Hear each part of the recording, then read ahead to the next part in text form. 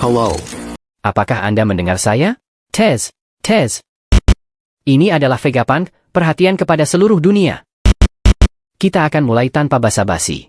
Saya akan mulai dengan... Saya mengaku telah melakukan 2 dosa besar.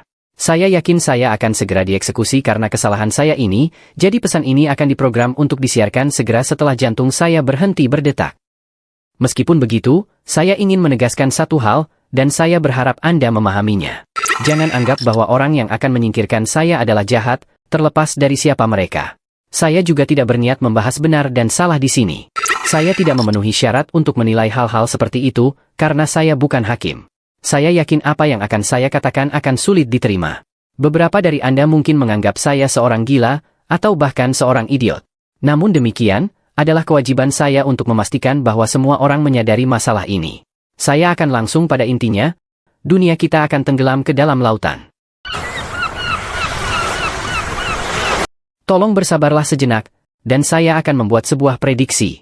Dengan dasar asumsi data sensor alat saya yang akurat, beberapa hari yang lalu dari saat saya merekam ini, sebuah gempa bumi yang sangat ganas akan mengguncang seluruh bumi. Setelah bencana ini, tingkat laut di seluruh dunia akan naik setinggi 1 meter.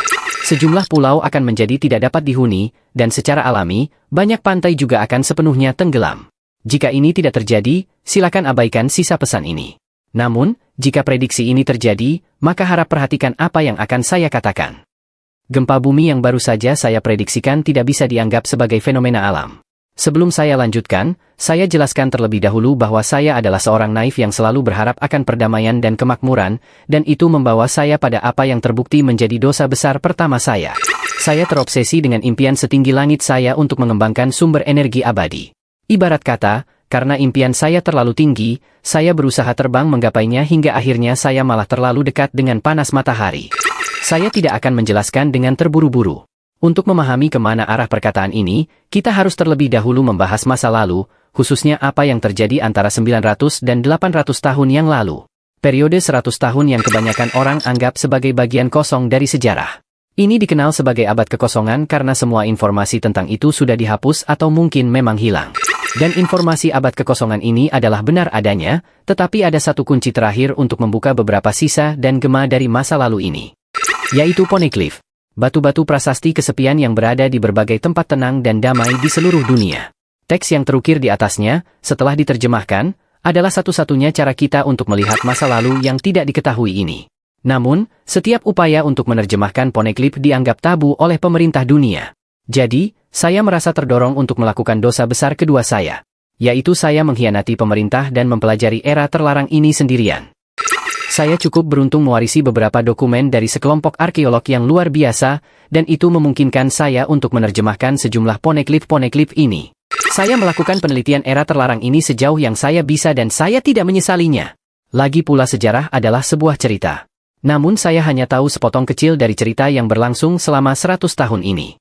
Tidak akan benar jika saya meninggalkan Anda dengan spekulasi tanpa dasar.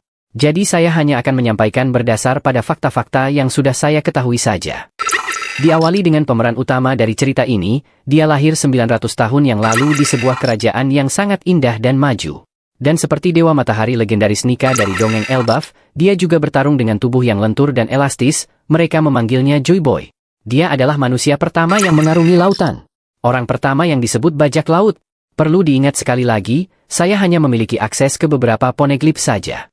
Tapi narasi mereka secara keseluruhan jelas mencatat sejarah tentang perang besar di masa lalu. Selama periode itu, Joy Boy menghadapi musuh, organisasi yang sekarang dikenal sebagai pemerintah dunia. Saat itu, pemerintah dunia hanyalah kekuatan koalisi sekutu sementara dari 20 kerajaan yang berbeda. Dapat diasumsikan bahwa aliansi adalah satu-satunya cara yang layak untuk melawan faksi kuat dari tempat Joy Boy berasal. Penyebab konflik ini masih belum jelas bagi saya, jadi saya tidak akan menjadi hakim moralitas mereka yang bermusuhan ini. Namun saya dapat mengatakan bahwa perang ini adalah benturan antara dua ideologi yang bertentangan.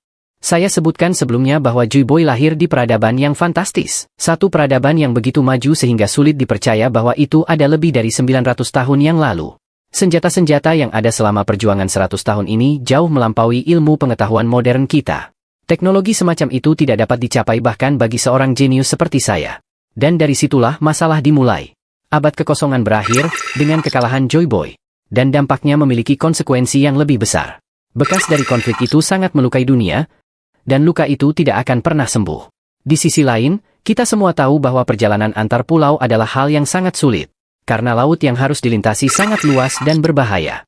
Sebagian besar orang merasa cukup dengan hidup hingga mati di tempat kelahiran mereka, tidak pernah mengetahui budaya lain selain budaya mereka sendiri. Itu adalah pengetahuan umum bagi kita di zaman ini. Tapi tidak seperti itu 1000 tahun yang lalu. Bencana ekologis kataklismik terjadi selama abad kekosongan, dan dunia kala itu ditelan oleh lautan.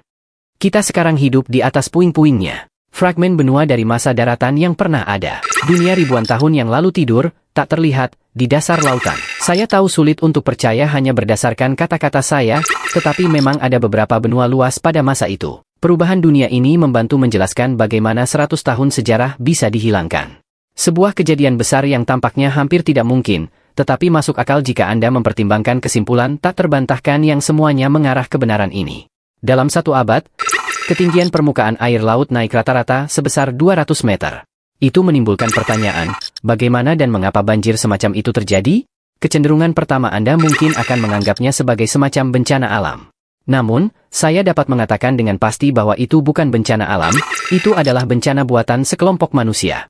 Jikalau bencana ini memang disebabkan oleh kondisi alam, akan ada catatan yang menunjukkan tanda-tanda peringatan awal beberapa abad sebelumnya. Namun nyatanya, tidak ada. Peristiwa ini benar-benar mengubah dunia. Dan dari semua penelitian saya tentang meteorologi, geologi, ekologi, dan ilmu atmosfer mengonfirmasi bahwa tidak ada akumulasi kondisi alam semacam itu. Tidak mungkin perubahan drastis seperti itu terjadi secara spontan dalam waktu hanya 100 tahun.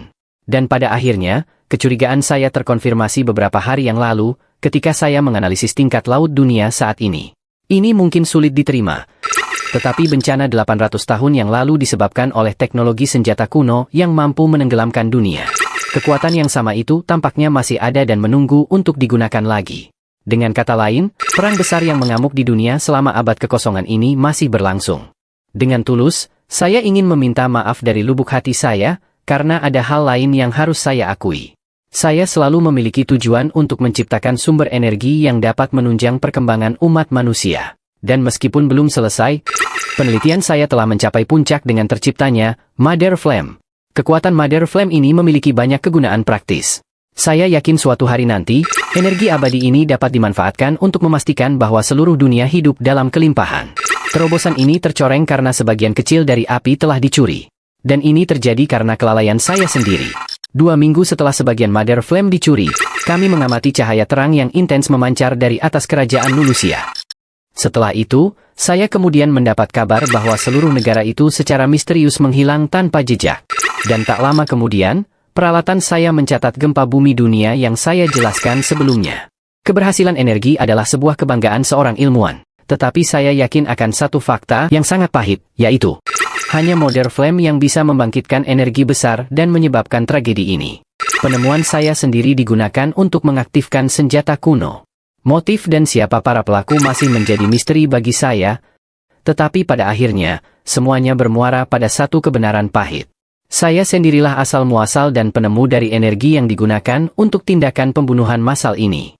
Saya tidak bisa mengungkapkan betapa menyesalnya saya atas bagian saya dalam hal ini. Dengan tulus, saya ingin meminta maaf dari lubuk hati saya benar-benar minta maaf. Namun, ini membuktikan bahwa teori saya dapat diterima. Bencana yang menenggelamkan dunia memang dibuat oleh manusia. Dahulu ada 3 senjata kuno besar, dan dikatakan bahwa Juboy mencoba memastikan 3 senjata ini akan diteruskan ke generasi mendatang. Itu menimbulkan pertanyaan, mengapa? Bukankah dunia sudah cukup tenggelam? Hal ambigui semacam ini membuat sulit untuk menilai sisi baik dan jahat. Tetapi hari jawaban akan datang. Saya minta pertimbangkan peringatan ini. Ketika saatnya tiba, semua orang akan takut dunia tenggelam lagi. Abad kekosongan masih merupakan teka-teki, tetapi ada orang-orang yang mengetahui apa yang terjadi sepenuhnya. Yaitu saya merujuk pada mantan anggota kru Raja Bajak Laut. Saya yakin mereka tahu seluruh sejarah yang hilang, jadi mengapa? Mengapa mereka hanya menghilang tanpa memberitahu siapapun? Mengapa mereka tidak bertindak? Saya menyadari saya telah cukup samar dalam hal ini. Namun saya tidak bisa menambahkan apa-apa selain spekulasi murni. Saya memiliki satu pesan terakhir yang ingin saya sampaikan. Ini untuk Anda yang tersebar di seluruh dunia. Bagi Anda yang memiliki huruf D dalam nama Anda. Di antara Anda, tidak ada hal semacam itu, Itulah sebabnya, aspek yang diwariskan tanpa henti ini, kami sebut sebagai kehendak, dan mereka yang menderita karena ini, saya hanya bisa berdoa suara saya sampai kepada Anda. Seseorang teman pernah memberitahu saya bahwa, suara-suara dari masa lalu telah memanggil kita. Sejarah ditulis oleh para pemenang, dan kata-kata dari orang yang kalah biasanya dibuang ke dalam lautan yang gelap. Meskipun demikian, kebenaran mereka masih bisa terungkap jika yang tertindas membawanya di pundak mereka dan bertahan. Dari saya sendiri, saya meninggalkan pesan ini untuk dunia. Saya berdoa agar pesan siaran ini tersampaikan dengan aman. Saya menyadari akan sangat konyol untuk mempercayai secara sepihak dari salah satu kubu di pertempuran 900 tahun yang lalu, tetapi saya pikir kita harus bisa memeriksa dan mempelajari masa lalu dari berbagai perspektif yang ada. Saya hanya berharap saya memiliki lebih banyak waktu, tetapi selain saya percaya ada orang-orang di luar sana yang tak terhentikan. 25 tahun yang lalu, bajak laut Goldie Roger mencapai sesuatu yang belum pernah terjadi sebelumnya dengan mengelilingi dunia. Saya tidak ragu mereka pasti mengetahui seluruh cerita sejarah ini. Mereka pasti telah mendengar suara masa lalu dari sumber yang paling murni. Saya yakin, Anda semua telah sampai pada kesimpulan yang sama pada titik ini, dan saya berharap itulah yang akan menentukan bagaimana segala sesuatunya terjadi di masa depan. Hari kebangkitan akan datang, di mana semua rahasia mendesak dari abad kekosongan akan terungkap. Kami tahu teknologi senjata yang menenggelamkan benua dunia masih digunakan. Kekuatan itu ada di luar sana. Serta untuk Anda yang memiliki keturunan ras yang langka dan unik, yang saat ini dianiaya dan dibantai dengan kejam karena beberapa keanehan sejarah. Saya harap Anda semua harus waspada dan melindungi diri Anda. Dan akhirnya apapun yang terjadi, saya percaya pada kebijakan manusia. Saya percaya pada sains. Roger meninggal 25 tahun yang lalu. Dan sudah 2 tahun sejak kematian Shirohige. Sebuah era baru dimulai dengan berlalunya legenda lama. Hari ini ada individu-individu tertentu yang tidak bisa ditekan oleh siapapun. Individu-individu tersebut mungkin adalah yang terdekat dengan kebenaran. Apakah ini kebetulan? Atau apakah Roger memulai semua ini? Sayangnya, tidak ada jaminan bahwa itu akan ditemukan oleh seseorang yang diinginkan Joy Boy. Tidak ada yang bisa menghentikannya sekarang, nasib dunia ini akan ditentukan oleh siapapun yang menemukan itu. Semua tergantung pada siapa yang menemukan One Piece.